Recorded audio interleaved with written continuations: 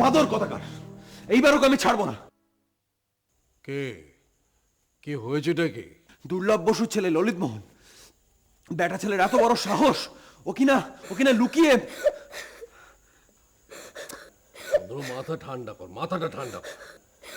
হয়েছেটা কি? এতদিনে বেটা ছেলেকে আমি বাগে পেয়েছি, বদমাসটাকে আমি বাগে পেয়েছি, ওকে আমি জেলের ঘানি টানিয়ে ছাড়বো। কি সব বলছিস? এই ব্যাপারে মামলা মোকদ্দমা করার কি দরকার? অন্যভাবে এসব তো কিছুই নয়, আরো অনেক অপরাধ সাজিয়েই ওকে আমি জেলে পাঠাবো। কি বলছিস কি তুই? থাক থাক থাক থাক ওসব কথা। না বাবা, ওই পাপির শাস্তি না হওয়া অবধি আমার মনে শান্তি হবে না।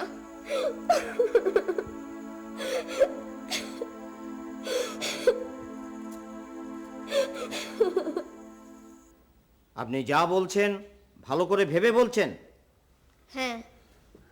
আপনার বলার উপরে কিন্তু অনেক কিছু নির্ভর করছে। ইন্সপেক্টর, ও তো বলছে, ও ভেবেই বলছে, আপনি কেন বারবার?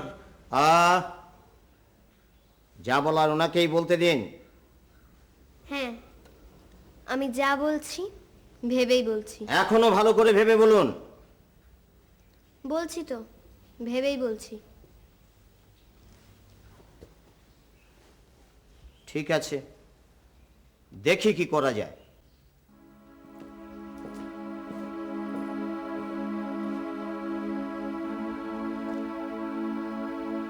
আমরাও দেখি।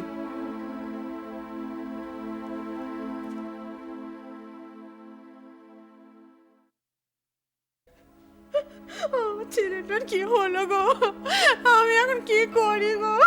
আমি এখন কি করি? ও ছেলেটা এখন কি হলো গো?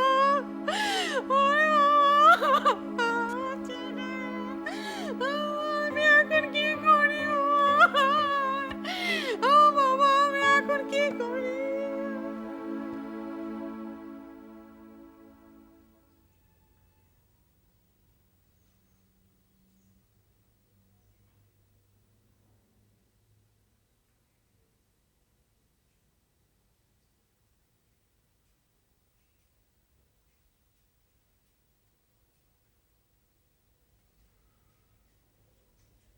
তোর এজাহারেই বেটা ছেলে ছাড়া পেল না। ললিত মোহনের মা অনেক টাকা পয়সা খরচ করার চেষ্টা করেছিল, অনেক, বিশেষ কিছু লাভ হলো না। 3 বছর সশ্রম কারাদণ্ড।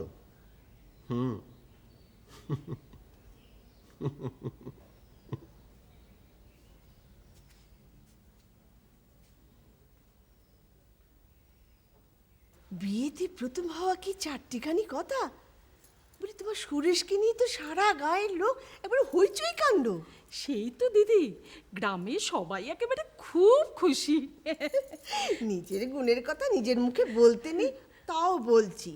আমার মেয়ে কত পয়মন্তি দেখেছো? তাই তো দেখছি। আরে বাপু, বিয়েটা হোক না, তখন দেখো তোমার ছেলেও রাজা হবে গো, রাজা। আমার অনু যখন জন্মেছিল, এক গণৎকার বলেছিল। কি বলেছিল? বলেছিল এই যে তোমার মেয়ে রানী হবে। তাই? হ্যাঁ, এত সুখে থাকবে যে এর আগে কেউ কখনো থাকেনি। দিদি, তোমাকে একটা কথা বলবো? ও বলো না। শোনো না, তুমি তোমার জামাইকে একটা বাড়ি কিনে দিও। ওমা, তা আবার দেব না? হাজার হোক চন্দরকে তো আমি নিজের পেটের ছেলে মনে করেই দেখি। তাছাড়া আমার অনুর এই বিশেষ সম্পত্তি অর্ধেক তো তার পাওয়া উচিত, আর আমি বেঁচে থাকতে তাও পাবে। যাক, ওরা সুখে থাকলে আমরা সবাই সুখী। কি বলো দিদি? তা তো ঠিকই।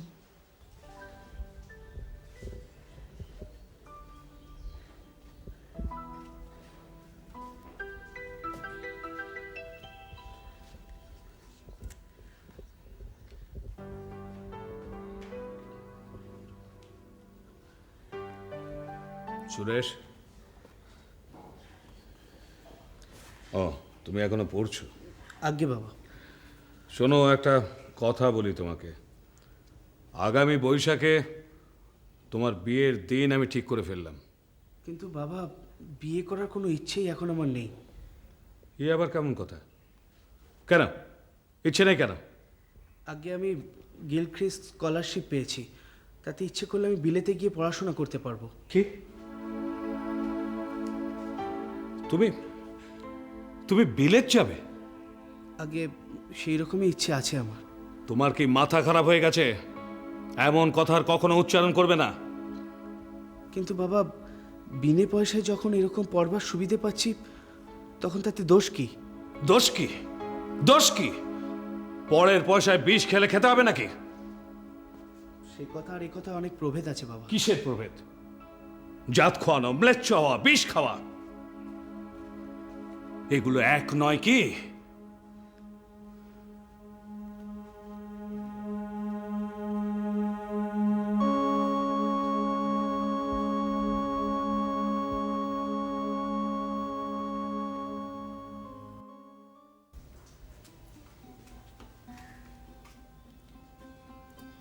কিলো ঠাকুরজি, গ্রামে তো তোর বরের সুখ্যাতি আর ধরে না।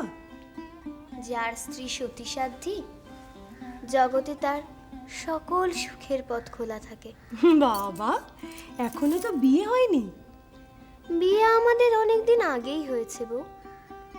জগৎ জানে না বটে, কিন্তু অন্তরে অন্তরে অনেক দিন আগে আমাদের মিলন হয়েছে। সবসময় এরকম থিয়েটারের অ্যাক্ট করিস, লোকে তো পাগল বলবে। পাগলই তো, আমি প্রেমে পাগল। বিয়ের তারিখটা শুনেছিস? 5ই বৈশাখ। যাহাকে মন প্রাণ দিয়া ভালোবাসিয়া অনুপমা নাওয়া খাওয়া ভুলিয়া আঁচল এলাইয়া উদাস হইয়া প্রেমের যোগিনী সাজিয়া ঘুরিয়া বেড়াইল, সেই সুরেশকেই বিয়ের রাতে কোথাও খুঁজিয়া পাওয়া গেল না। লগ্ন চলিয়া গেল, রাত বাড়িতে থাকিল। জগবন্ধুবাবুর বাড়িতে যেন দুর্যোগের কালো মেঘ আসিয়া ঘেরিয়া ফেলিল। সর্বনাশ হয়ে গেল, আমার সর্বনাশ হয়ে গেল। এখন আমার কি হবে? কি হবে এখন? সন্ধ্যায় লগ্ন, রাত 2টো বেজে গেল, আমার কি হবে? হায়, এখন কি হবে? এখন কি হবে? আমার শান্ত হবে, আমার শান্ত। তোমার এই হতবাকা মেয়ের জন্য আমার নাম, যশ, জাত সমস্ত ধুলোয় মিশিয়ে গেল। এখন আমাকে এক ঘরে হয়ে থাকতে হবে। ছি, ছি, ছি, ছি, ছি, ছি, ছি। তুমি তুমি হচ্ছ যত নষ্টের গোড়া। তোমার জন্য আমাকে এই অপমান সহ্য করতে হচ্ছে। এই জন্য শাস্ত্রে বলেছে যে স্ত্রী বুদ্ধি প্রলয়ন করা। এখন দেখো, এখন এই প্রলয় নাচন দেখো। তোমার কথা শুনে ওই রায় গ্রামের সম্বন্ধটা নাকচ করে দিয়ে আমি নিজের পায়ে নিজে কুড়ুল মেরেছি। এখন আবার কি হবে আমি বুঝতে পারছি না। জ্যাঠামশাই, রামদুল্লাহকে পাওয়া গেছে, ও বিয়ে করতেও রাজি। ওকে কি নিয়ে আসবো?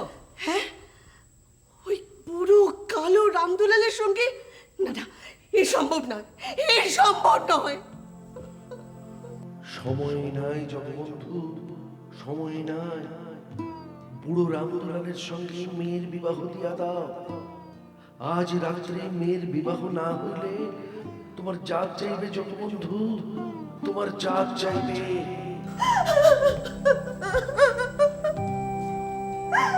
যাও, রামদুলালকে নিয়ে এসো। এমনটি করো না গো, ওকে এমনটি করো না। মা, এই বিয়ে তুমি দিও না মা, এই বিয়ে তুমি দিও না। এভাবে আমার গলে চুড়ি বসিয়ে দিও না মা। এই বিয়ে দিলে আমি আত্মঘাতী হব মা। ওকে আরেকটি বার ভেবে দেখলে হতো না? আরেকটি বার ভেবে দেখো। বলছি, শুনলে তো, ওখানে বিয়ে হলে আমার মেয়ে যে বিষ খেয়ে মরবে। আগে এই বিয়ে দিয়ে নিজের জাতটা তো বাঁচাই, তারপর তুমি ডুবে মরো, বিষ খাও। আমি বারণ করবো না। রামদুল্লাহকে নিয়ে এসছিস?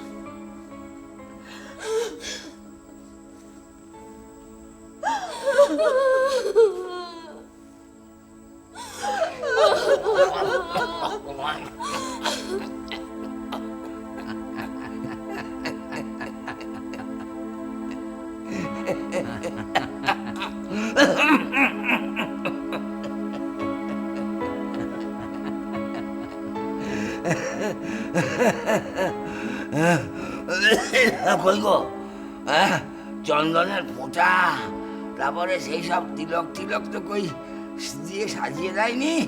আর মালা কই, মালা টোপর, বলি প্রথমবারের বিয়েতে তো এইসব ছিল, দিয়েছিল তো। বুঝি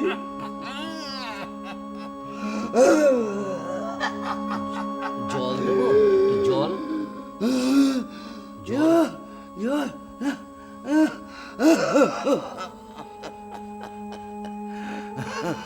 হ্যাঁ গো, বলে কোনে কোনে কই আমার বউ?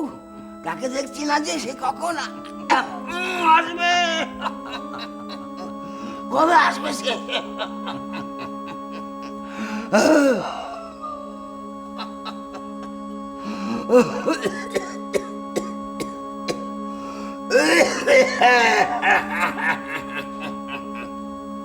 আমায় বাঁচাও মা, এমনি করো না মা, আমাকে বাঁচাও মা, এই কাজ তুমি করো না মা। যাও, ভোর হতে আর বেশি দেরি নেই। কোথায় কোথায় যাবো বাবা? এখনই সম্প্রদান করতে হবে। আমি বিয়ে করবো না মা, আমি বিয়ে করবো না, আমি বিয়ে করবো না। বাবা, সময় তো হয়ে যাচ্ছে। ওকে নিয়ে যাও, নিয়ে যাও চল। আমি যাবো না, আমি যাবো না, আমি যাবো না। দাদা, দাদা,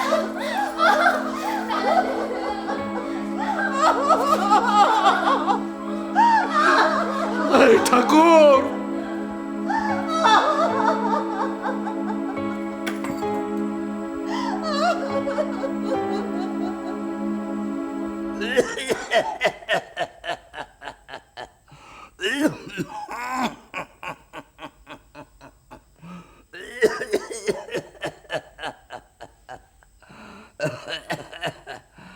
আয়নাটাও ঝাপসা মেরে গেছে একেবারে।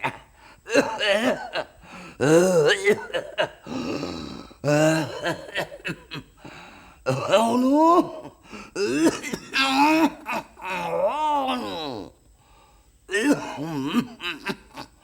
অনু, অনু গো, বলি দিরাগমনে যেতে হবে তো নাকি?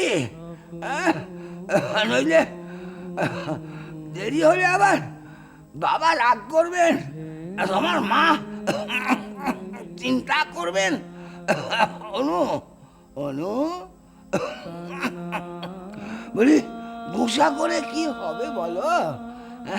গুসা করে কি করবে? এখন থেকে তো তোমাকে আমার সঙ্গেই যেতে হবে সব জায়গায়। হ্যাঁ, অনুগো, নাও নাও, সাজুগুজু করে নাও, সাজুগুজু করে নাও।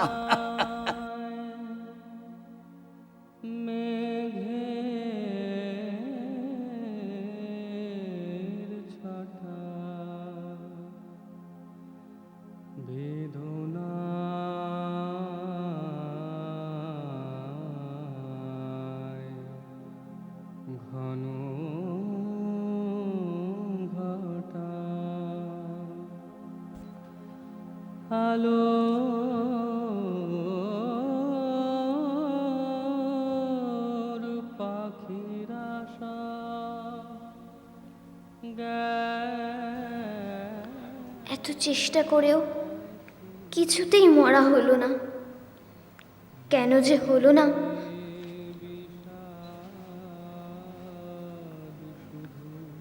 একদিন এইখানেই একজন আমাকে ভালোবেসে বলতে এসেছিল, আর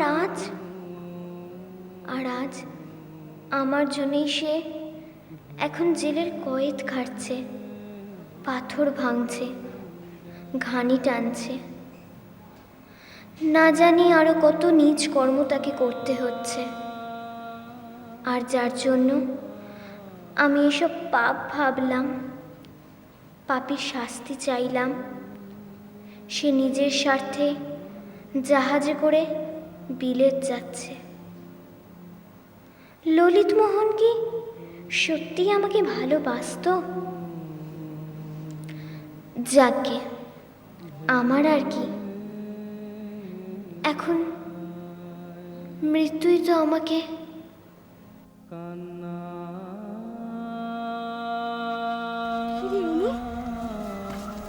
এত ঠান্ডায় এই ভোরে তুই চান করে এলি?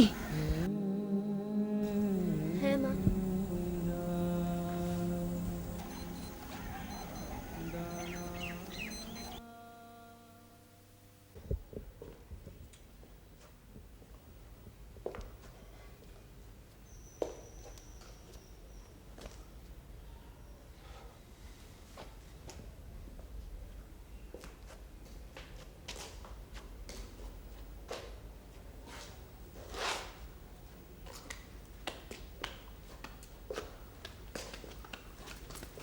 হ্যাঁ গো, বুড়ো জামাই তো আমাদের সংসারে একদম গেড়ে বসেছে।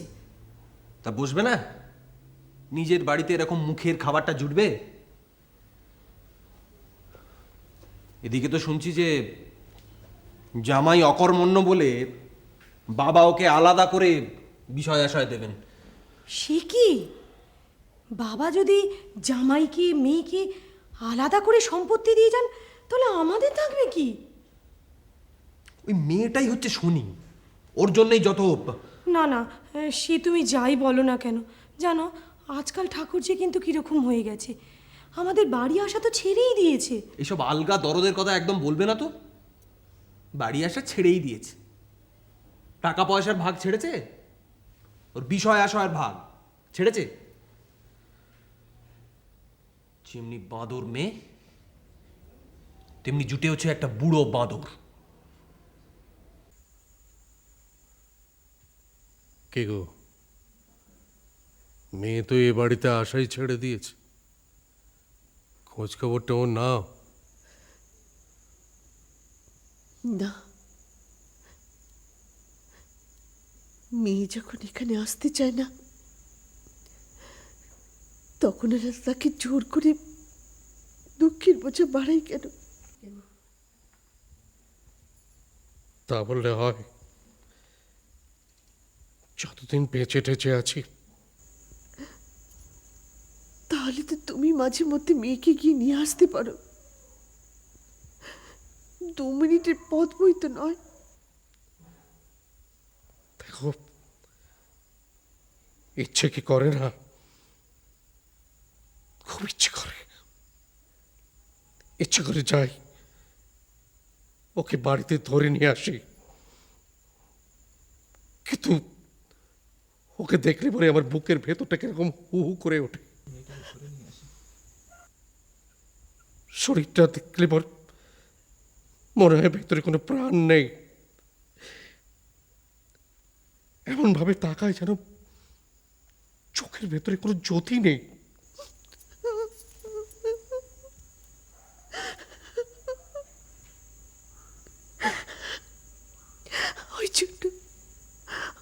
ওই জন্যই তো আমি যেতে পারি না গো। মেয়েটার মুখ দেখলে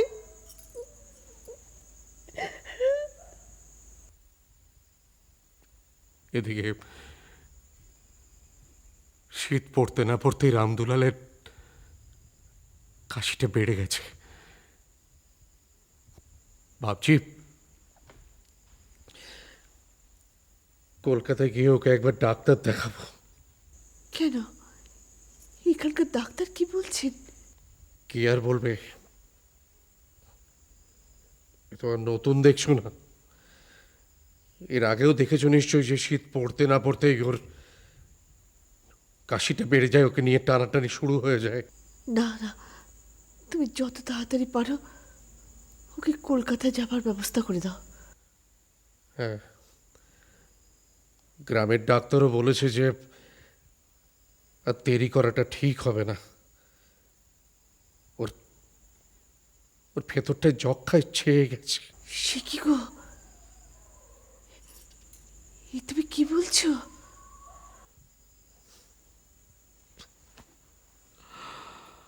হায় ভগবান,